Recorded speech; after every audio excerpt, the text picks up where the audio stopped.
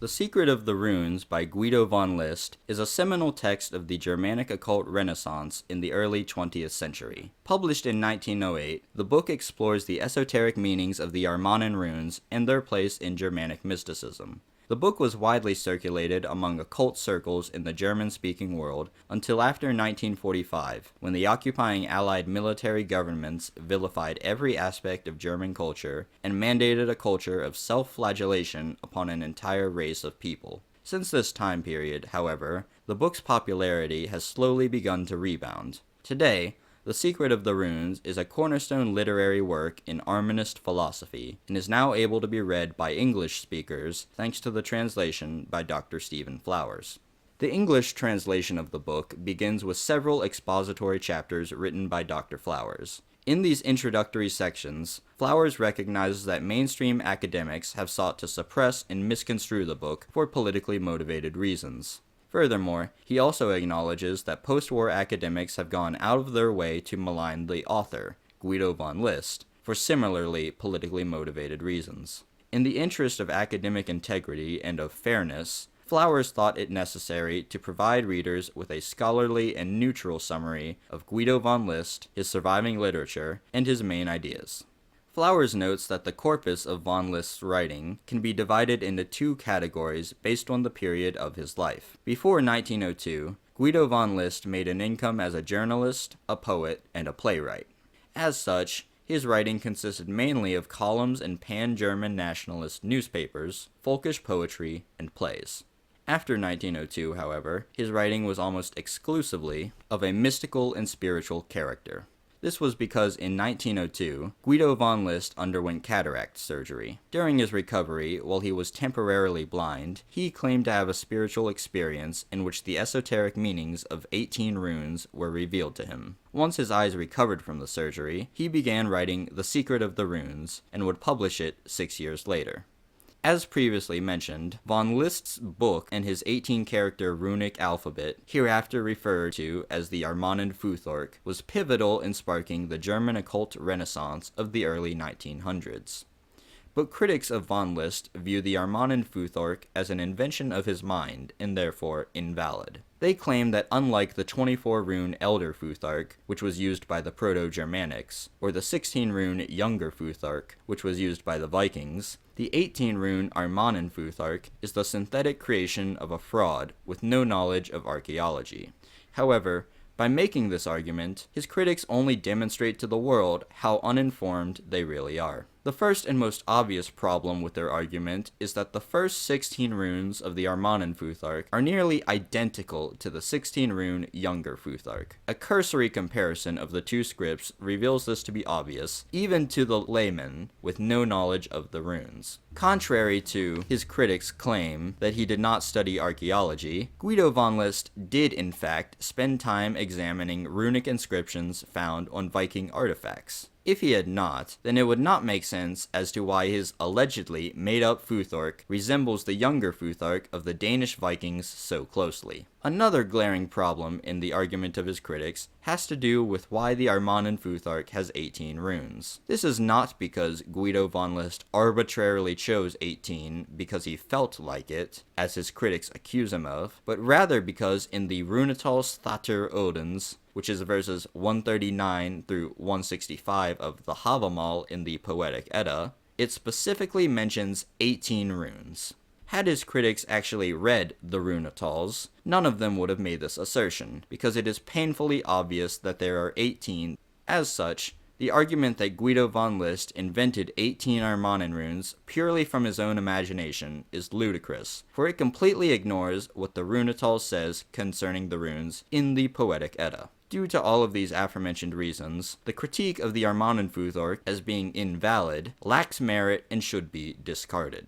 We will return to the Armanen runes and examine the meanings of each of them shortly. However, before we dive into them, it behooves us to familiarize ourselves with a few aspects of Von List's ideology. In his exposition, Dr. Flowers divides Guido Von List's ideology into three categories, which he labels as cosmological, sociological, and mystico-magical. Within the cosmological category, List appeared to have three main principles: the biphytic biune dyad, the triphytic triune triad, and the multiphytic multiune multiplicity. Beginning with the biphytic biune dyad, in its most basic form, the idea is that reality is comprised of both physical matter and spiritual essence. Both are intertwined with each other and are of equal importance. As Flowers notes on page 20, in Guido Von List's view, physical matter is actually a sort of solidified or condensed spiritual essence. The material and the spiritual domains are thus inexorable from each other, and as a result, one cannot undergo spiritual development without also developing his or her material anchors, namely, one's body, one's race, and one's surrounding nature.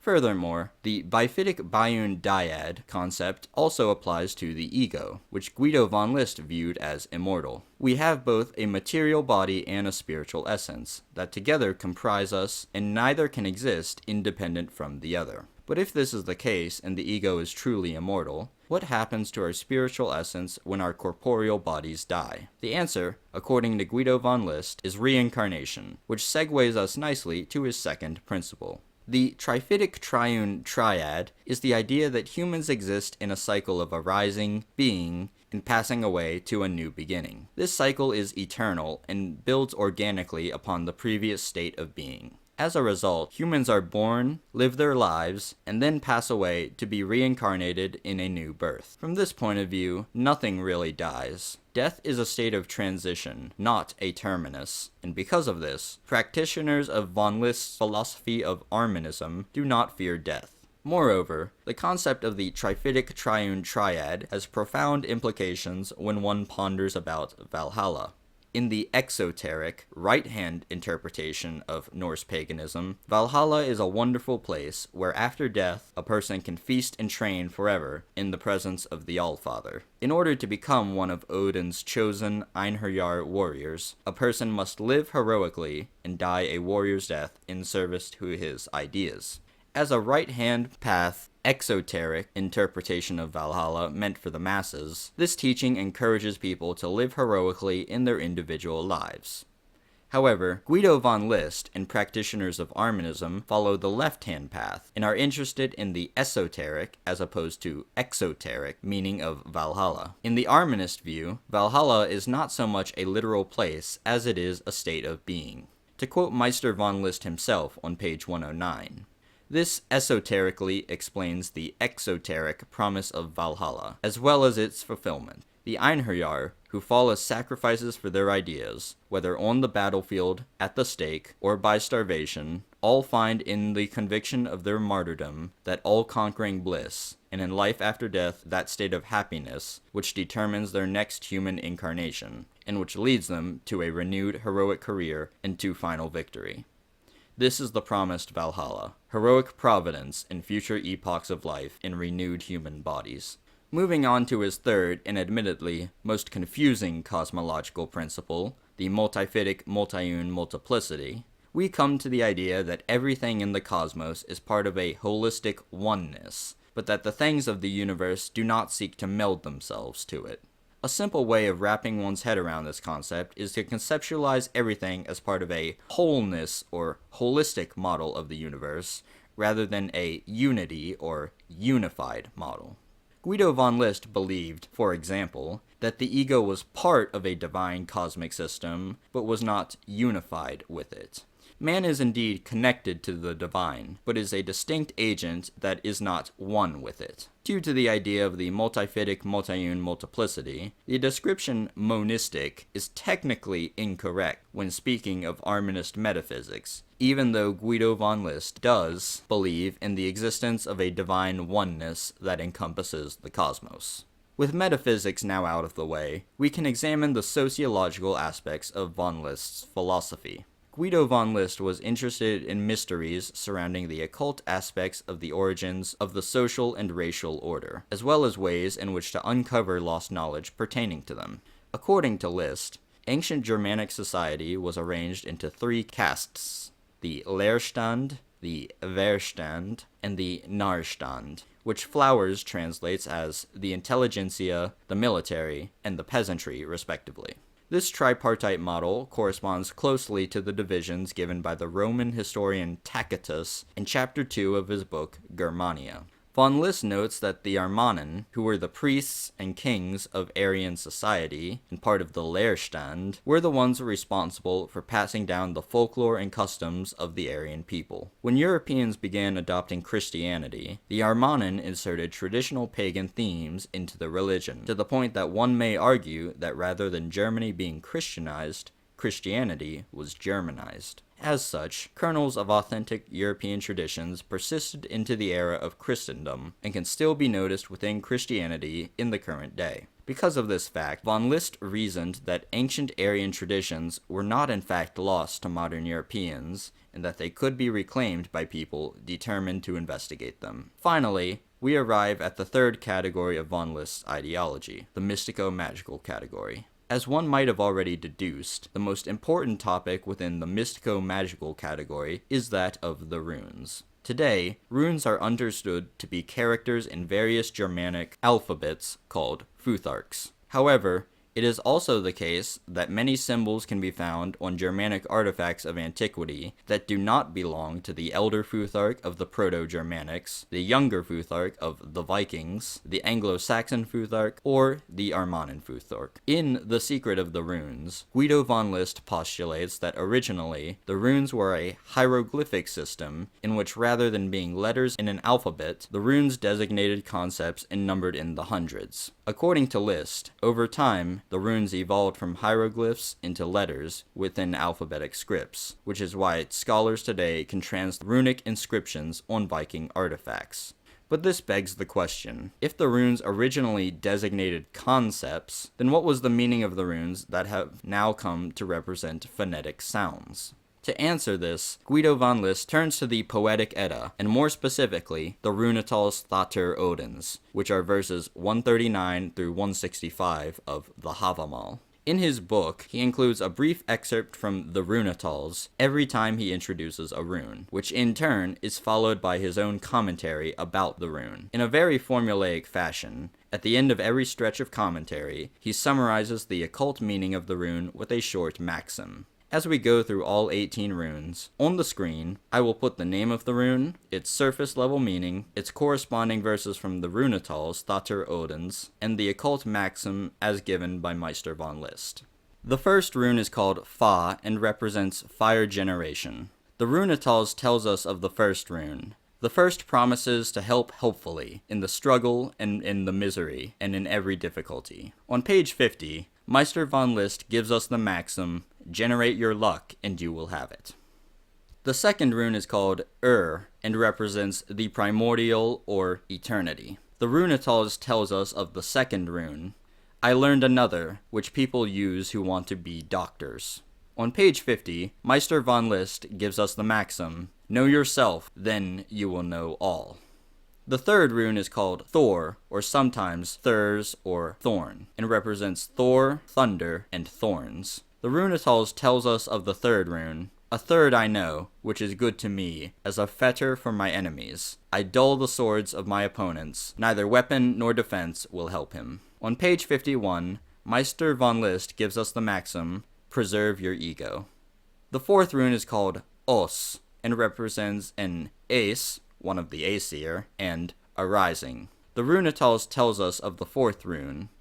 A fourth still I know, when someone throws my arms and legs into fetters. As soon as I sing it, I can go forth. From my feet fall the fetters, the hasp falls from my hands. On page 51, Meister von List gives us the maxim, your spiritual force makes you free. The fifth rune is called Rit, and represents Rita, or divine cosmic order and law. The Runetals tells us of the fifth rune. A fifth I've heard, if from a happy flight, a shot flies into the host. However swiftly it flies, I will force it to stop, if I can only catch it with my gaze. On page 53, Meister von List gives us the maxim, I am my rod. This rod is indestructible, because I am my rod. The sixth rune is called Ka, and represents your kin, your blood, as well as racial purity. The Runetals tells us of the sixth rune. A sixth is mine, if a man hurts me with the root of a strange tree. The ruin he threatened me with does not hurt me, but consumes him. On page 53, Meister von List gives us the maxim, your blood, your highest possession. The 7th rune is called Hagal and represents the All Hedge, or the All. The Runetals tells us of the 7th rune. A 7th I know. If I see a fire high around the housing of men, however wildly it may burn, I will bring it to rest with taming magical songs. On page 54, Meister Von List gives us the maxim, harbor the all in yourself, and you will control the all. The 8th rune is called Nauth, and represents a need, a compulsion of fate, and the Norns. The Runetals tells us of the 8th rune. An 8th I have, surely for all, most needful to use, wherever discord grows among heroes, since I know how to settle it quickly. On page 55, Meister Von List gives us the maxim, your fate, do not strive against it. The 9th rune is called Is, and represents ice as well as the calming of one's ire. The Runetals tells us of the 9th rune. A 9th I grasp, when for me need arises, to protect my ship on the ocean. Then I will still the storm on the rising sea, and calm the swell of the waves. On pages 55 through 56, Meister Von List gives us the maxim, win power over yourself, and you will have power over everything in the spiritual and physical worlds that strive against you. The 10th rune is called Ar, and represents the sun as well as the Aryans. The Runetals tells us of the 10th rune. I use the 10th, when through the air ghostly riding women fly. When I begin that magic, they will fare confused in form and effort. On page 56, Meister Von List gives us a warning. Respect the primal fire. The 11th rune is called Sig, and represents victory. The Runetals tells us of the 11th rune. An 11th still I know in the fight, when I lend the dear one. I sing it into the shield, and he is victorious in battle. He fares hail hither, and hail home again. He remains hail everywhere. On page 57, Meister Von List gives us the maxim, the creative spirit must conquer. The 12th rune is called Tyr, and corresponds to the god of the same name. The Runetals tells us of the 12th rune. A 12th I have. If on a tree there hangs a man throttled up on high, then I write some runes, and the man comes down and talks to me. On page 58, Meister Von List gives us the maxim, fear not death, it cannot hurt you. The 13th rune is called Bar, and represents birth and the water of life. The Runetals tells us of the 13th rune. A 13th I name, I sprinkle the son of a noble in the first bath. When he goes into battle, he cannot fall. No sword may strike him to the ground. On page 60, Meister Von List gives us the maxim, thy life stands in the hand of God. Trust it in you. The 14th rune is called Laf, and represents seawater and the laws of nature.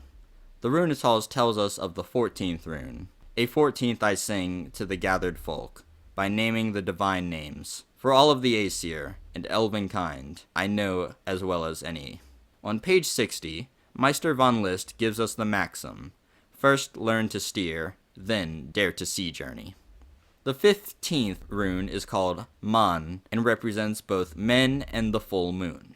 The Runetals tells us of the 15th rune. A 15th I tell, which folk Rast the dwarf sang before the doors of day. To the Aesir for strength, to the elves for might, to myself to clear my mind. On page 61, Meister Von List gives us a warning to male readers.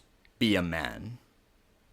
The 16th rune is called Year, and is an inverted Man rune. It represents many things, including women, the crescent moon, you-wood bows, and error. The Runetals tells us of the 16th rune. A 16th I speak to a coy maiden, to get me goodness and luck. That changes and turns the wishes and mind of the swan-white armed beauty. Additionally, Guido Von List also includes another verse for this rune, which is not in the Runetals, but is still in the Havamal. Do not trust the true words of a maid. Do not trust the woman's true words. Her heart was shaped on a spinning wheel. The feminine heart is the home of fickleness. Meister Von List then goes on to expound on the interpretation of Year as the error rune. Appropriately, he gives readers the maxim, think about the end. The 17th rune is called and represents marriage. The Runetals tells us of the 17th rune. A 17th helps me with a lovely maid so that she will never be able to leave me. On page 63, Meister Von List gives us the maxim, marriage is the raw root of the Aryans.